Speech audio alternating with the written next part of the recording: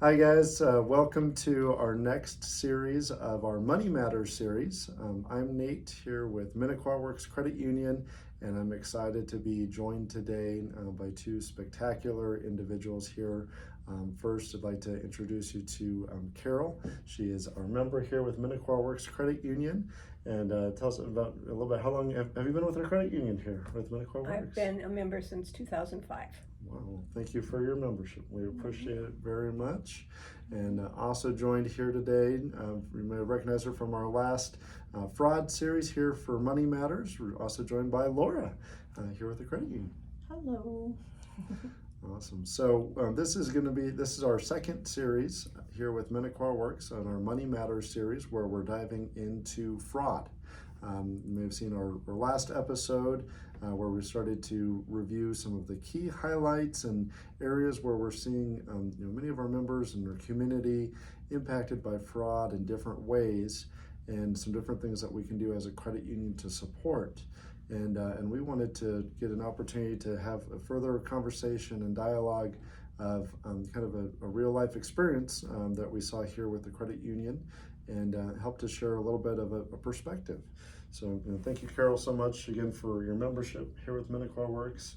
And it sounds like recently you were involved in kind of a situation that you wanted to help share with others. And we wanted to give you that opportunity to share a little bit today. So Right. can you tell us a little bit about what happened? Well, at the end of June, I was going through my email like I normally do, and I noticed that I had an email from Amazon, and I order from Amazon a lot, so emails from Amazon are not unusual.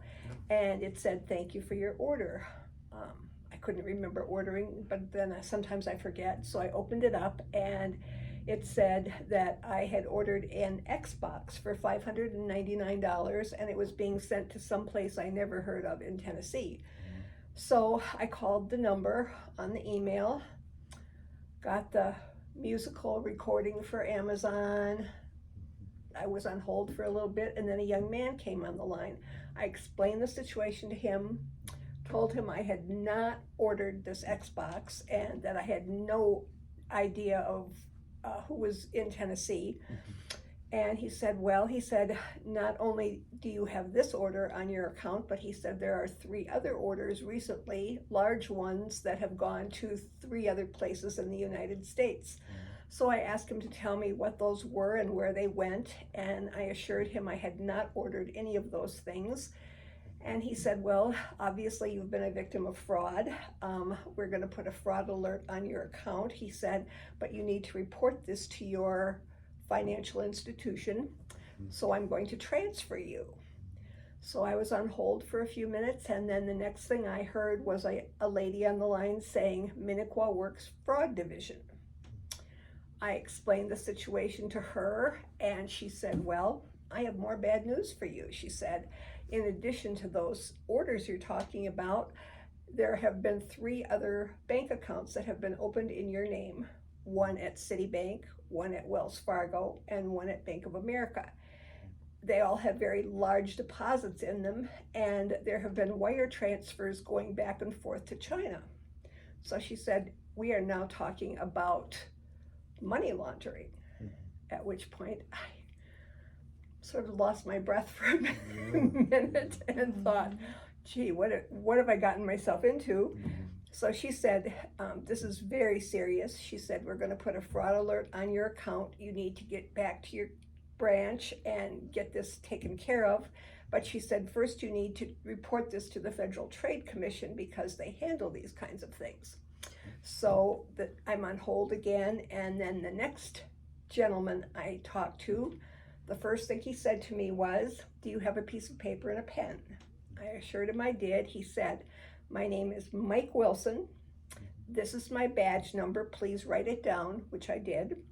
This is my direct phone line in Washington, D.C. He said, you are in serious trouble. He said, I realize that you may not have opened these accounts, but he said your name is on them and you are responsible for what happens with those accounts. So he said, we have to try and get these guys, and we're going to use your account to do that. but we have to also safeguard your money that is in your account. So here's what we're going to do. So he said to me, I want you to go to a branch of your credit union that you very seldom ever use, where they do not know you. And I said, well, why is that? And he said, because at your regular branch, there may be someone there who is helping these people by giving them your information. So you don't want to go there. You want to go to a different branch. And then I want you to draw out all of your money out of your savings account and get it in cash. Do not let them give you a check. And when you're done with that, come back to me on the phone. So I went over to the credit union on Bonfort, I believe it was. And I did exactly what he said, got my money out, got it in cash, went back to the car. And then he said to me, don't leave the parking lot. At which point my antenna went way up. And I'm thinking, okay, the next thing that's going to happen is there's going to be a large car with two big guys in it, and I'm going to get robbed. So I got out of the parking lot as quickly as I could and started driving home. And he said to me, are you still in the parking lot? And I said, no, I am not. I said, I'm not sitting around with all this money in my car. And he got very upset with me at that point and said, you know, it looks like the government's going to think you're trying to run away. You really have to do as I say. And what was interesting to me is that when he first started out, he started out very professionally. And the more I began to question things, the more he sort of fell apart and got really angry and upset with me. So then he said to me, no, he said, what you have to do with this money is you have to take it to one of our machines and you have to deposit it.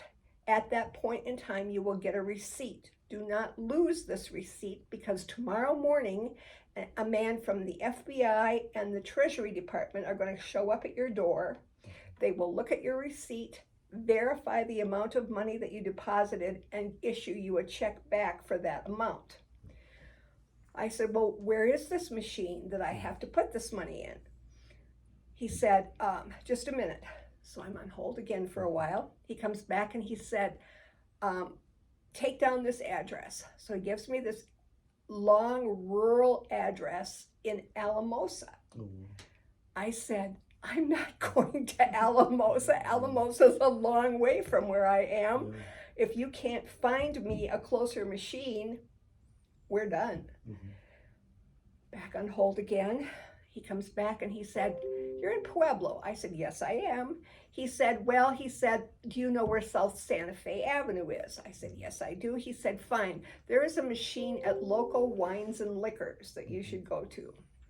And at that point, I was done. I was so mad that if I could have gone through the phone at that point, I would have. But I turned my phone off and ceased all communication with him, and then came over here and sat down with Laura and explained the situation to her and put my money back where it was supposed to be. Well, that's incredible. You kind of recognized a few different things in that situation that so many of our members face often, where it said something there like they're really nice and professional initially, and then as soon as you kind of catch that red flag or something where like that's a little concerning, a lot of times they get a lot more pushy at that point, or maybe in some ways defensive or aggressive in terms of saying, well, if you don't do this right away, XYZ is going to happen. Well, after I hung up the phone, I started getting text messages from him, and I'm notifying the Justice Department right now. Someone's going to be coming after you. And it's interesting that all of the text messages that he sent me were from different phone numbers than his office phone number that he gave me. So, it wasn't hard. I started out being very concerned, and then I grew suspicious, and then I grew really mad. Kind of the full spectrum of emotion. I did. In a day. I did, but it was what was surprising to me was how complex this was, and how well thought out it was, and how these people had obviously taken a lot of time to craft this and put it together. If they had just used that brain power for something good, Exactly. gosh, that would have been nice. Yeah, we agree for sure with that. It's amazing how much more good could come if they Oh, put that yeah. energy towards something else. And you'd kind of mentioned, that in terms of like the orchestrating of it. It wasn't just one individual that you had spoken to. No. They made it very official, right, in terms of starting with an Amazon representative, transferring to another person, and even from there transferring to a third individual. So it wasn't just one individual that you were kind of working with, which kind of adds to the complexity of that.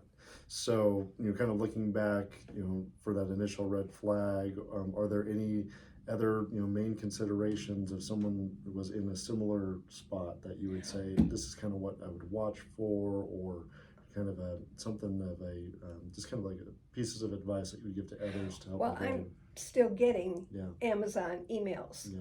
saying thank you for your order Yeah, with yeah. odd things on it. But I think the one thing that I would tell anybody now is the number that is on the email is not the number that you should ever call, because it's not a legitimate number. If I hadn't been so thrown by the email to begin with, the first thing I should have done was go to my Amazon account and see if anything had been charged. Yeah. And if that had not happened, then it was done. Yeah. So now when I get these, I just delete them immediately and don't even look at them, because I know that they're not legitimate. And that's so hard because Amazon is widely used by it is. so many people and kind of a broad spectrum of approach, right? So it makes sense in terms of thinking, well, I didn't want to order an Xbox, or I didn't want to order whatever it might have been, and things of that nature. So very reasonable that could be a purchase that could have come through. That's great advice to be able to look for, and so not trust that initial communication, but go back to the direct source, or search for it yourself in terms of that aspect there. I really felt like, once I got my money out of the bank, I knew that we were in the middle of a scam and that this was not legitimate. But I really felt like I had to follow it through, because I wanted to know what the end game was. Where were we going? And then Laura informs me that the machine that is at Local Wines and Liquors is a Bitcoin machine. Correct. If I had stuck my money in there, it was in the air. I mean, there's no way of recovering it.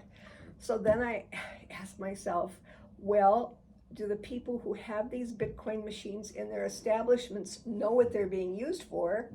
And if they do, are they getting a cut? I don't know. It just seems like such a huge, convoluted network of things. Yeah.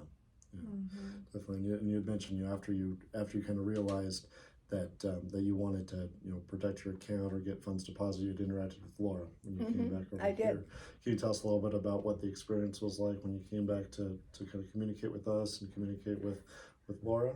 Well, what was interesting is that I walked in the door and Laura practically met me at the door and said, "Oh, I was just going to call you." Which was comforting to know that somebody was watching out and being available to assist in this kind of thing. And so we went back to her office and I explained everything to her, and then we sat down and opened a whole new account, and I changed all of my passwords when I went home.